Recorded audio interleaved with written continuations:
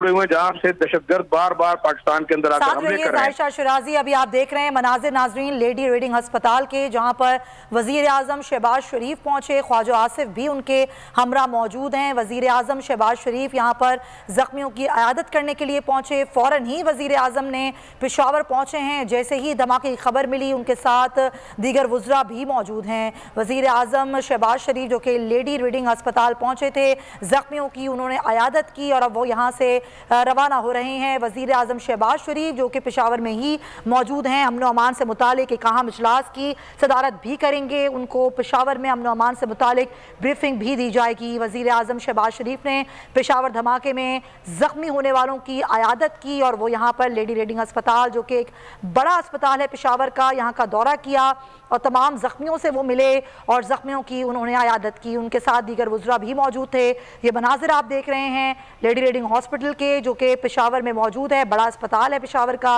वज़ीर आज़म शहबाज शरीफ पेशावर पहुँचे। पेशावर में उन्होंने लेडी रीडिंग अस्पताल में ज़ख्मियों की अयादत की है। अब वो यहाँ से रवाना हो रहे हैं।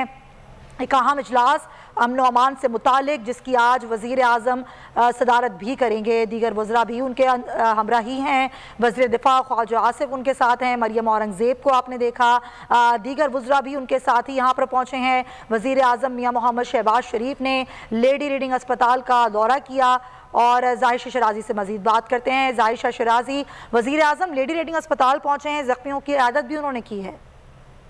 जी बिल्कुल एक्सपेक्टेड था। जैसे पहले भी मैंने बताया कि वज़ीर आज़म को इत्तलात मिलने के बाद उन्होंने पेशावर आने का फैसला किया था और ये भी बताया जा रहा है हमारे ज़राए की जानिब से कि अहम सिक्योरिटी